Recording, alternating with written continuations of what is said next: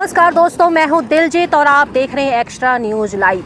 आज मैं आपके सामने एक ऐसी बात लेकर आ रही हूं जिसको सुनकर आप हैरान हो सकते हैं, क्योंकि जाहिर सी बात है मैं भी पहली बार हैरान हुई थी।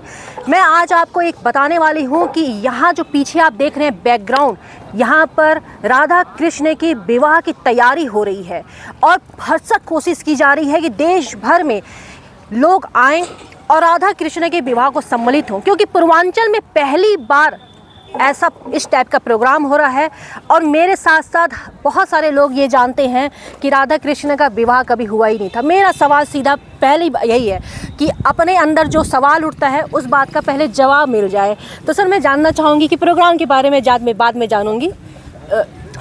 सब लोग कह रहे थे, पूछ रहे थे कि राधा कृष्ण का विवाह हुआ नहीं और बहुत अच्छे से तैयारी चल रही है, तिलक भी है, सगाई भी है, बारात भी है, मतलब हर चीज़ है। जी। तो पहले बताइए कि राधा कृष्ण का विवाह कैसे हुआ और कब की बात है? जी, राधा कृष्ण का विवाह का जो जिक्र है वो गीता प्रेस द्वारा प्रकाशित एक ब्रह्मबृहस् पुराण है, ब्रह्मा जी का, वो उसमें सब जिक्र है।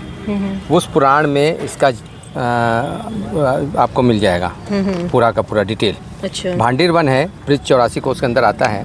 वहाँ पे राधा कृष्ण का विवाह हुआ और ब्रह्मा जी ने कराया उस विवाह को। वो बताते हैं वो स्थान अभी भी बहुत कुछ सुरक्षित है। हम लोगों ने उसका दर्शन किया है। जी जी। और वो वृक्ष है जिसके नीचे विवाह हुआ। ये किस जगह पे है? भांडीर वन। ये भांडीर वन किस जगह? भांडीर वन वृंदावन के पास है। अच्छा अच्छा। जमुना की उस तरफ है भांडीर वन, जमुना की इस तरफ वृंदावन है, उस तरफ भांडीर वन है। पर 84 कोस मंडल की जो यात्रा करते हैं लोग बसों से या गाड़ियों से या पैदल, वो सब जानते हैं उसको। तो 84 कोस में ब्रज मंडल फैला हुआ है, जो भगवान ने अलग अलग जगह पे अलग अलग लीलाएं की हैं। एक स्थान पे उन्होंने विवाह किया है राधा रानी के साथ, वो जिक्र है उसमें। तो इसलिए विवाह हुआ है उनका, इसमें कोई संशय नहीं है करना चाहिए किसी को भी। जी जी, हाँ, चूँकि ये प्रचलित नहीं है। भगवान के तो बहुत अवतार हुए, 24 अवतार हुए हैं। 24 अवतार में हमारे ख्याल से राम और कृष्ण का ही एक अवतार था जिसमें भगवान को विवाह करने का अवसर मिला। रुक्मिणी के विवाह के बारे में जो रुक्मिणी मंगल की बात आती है, रुक्मिणी जी का तो हरण किया था भगवान ने। विवाह जाके उनका फिर द्वारका में हुआ, लेकिन वो बारात को जाके उन्होंने विवाह करके और प्राणीग्रहण करके लाया, वैसी बात नहीं थी। लेकिन यहाँ प्राणीग्रहण हुआ है उनका और वो उनके सारे संस्कार हुए हैं जो ब्रह्मा जी ने कराए हैं। तो चलिए दोस्तों, एक जानकारी मुझे भी मिली। जी। क्योंकि कभी वृंदावन जाने का सहयोग हुआ नहीं, ईश्वर जहाँ जिसको बुलाए जाते हैं। लेकिन जाऊंगी जरूर। वृंदावन जाइए, आप वृंदावन जाके दर्शन करिए। भांडीर वन जाइए, भांडीर वन में देखिए वो अभी भी वृक्ष है, वृक्ष की कुछ शाखाएं वहाँ पे आज भी हैं। हाँ, और बहुत बड़ा वृक्ष है वो। अब 5000 वर्ष पुराने वृक्ष के बारे में नहीं कहा जा सकता कितना वो सुरक्षित है, लेकिन है वो। और वहाँ आपको प्रतीत होगा कि हाँ, यहाँ पे विवाह हुआ होगा। जी। चलिए, ये तो पता चल गया कि राधा कृष्ण का विवाह कहाँ, कैसे, किन हालातों में हुआ, किन के द्वारा करवाया गया। अब मैं आपसे जानना चाहूँगी, क्योंकि ये आप बता रहे थे कि 3 दिवसीय प्रोग्राम है और जिस तरीके से एक जीते जागते इंसान की शादी होती है, वो सब कुछ आप करने वाले हैं। सुनकर भी बहुत ऐसा लग रहा है कि कब वो क्षण आएगा, कब हम लोग भी देख पाएंगे। क्या कुछ है प्रोग्राम? अब ऐसा जो प्रोग्राम का स्वरूप होता है, एक सामान्य विवाह में भी एक दिन में सारा कुछ नहीं होता है। कोई एक दिन होता है तिलक का, एक दिन होता है हल्दी का और एक दिन होता है बारात का।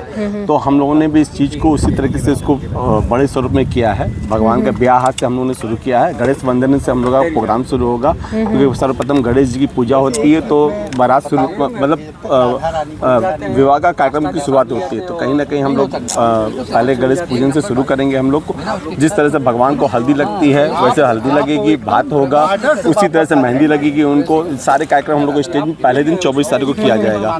25 तारीख के दिन भगवान का तिलक होगा और हम लोग राधा रानी का गोद भराई का कार्यक्रम भी करेंगे। यानी वो पूरा दिन जो 25 का होगा वो तिलक का और गोद भराई का और इसमें पूरा होगा। और 26 तारीख को हम लोग दिव्यनाथ पार्क से बारात निकालेंगे, पूरा बैंड बाजा लाइट के साथ, घोड़े और घुड़सवार के साथ, बग्घियों के साथ भगवान के स्वरूप आएंगे।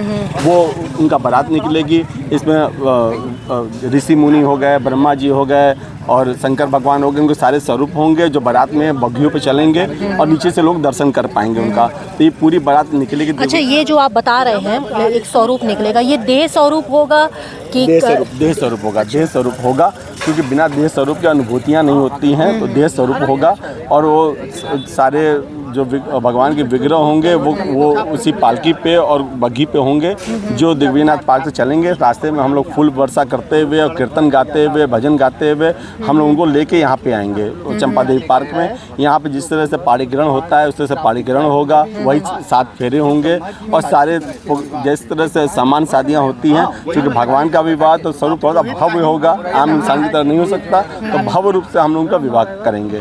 और जो भी कुछ हम लोग कर रहे हैं वो कुछ भी नया नहीं ऐसा कर रहे हैं, ऑलरेडी हर जगह होता है। पूर्वांचल में चूँकि नहीं हुआ है इसलिए यहाँ के लिए बिल्कुल नई चीज़ है। और विवाह के लिए भी जो मैटर है वो अगर कोई भी गूगल में उठा के देखेगा तो उसको पता चल जाएगा कि भांडीर वन में भगवान का राधा कृष्ण जी का विवाह हुआ था और उसको ब्रह्मा जी ने कराया था। और ब्रह्म वैवर्त पुराण में उसका पूरा जिक्र भी है, डिटेल भी है उसका। किसी को उत्सुकता होगी तो उसको पढ़ भी सकता है, गीता में उसकी किताबें भी हैं। तो ये चीज़ें हैं, बस स्वरूप क्योंकि भगवान का है तो थोड़ा भव्य रहेगा, बस यही है। तो और हम लोग की अपेक्षा यही है कि शहर के लोग जो हैं, जो उन्होंने नहीं देखा उसका आनंद लें, उसको देखें उस चीज़ को। पहली बार हुआ है, फिर इसके बाद इसकी प्रक्रिया चलती रहे, फिर कोई ना कोई किसी के मन में जो भाव उपज हो और फिर उसको चलाता रहे, करता रहे। बिल्कुल बिल्कुल ठीक है। शुरुआत तो कहीं से होती है। जिस तरीके से सर ने बताया है कि वृंदावन के भांडीर वन में श्री कृष्ण और राधा रानी का विवाह हुआ था, ब्रह्मा जी के द्वारा करवाया गया था।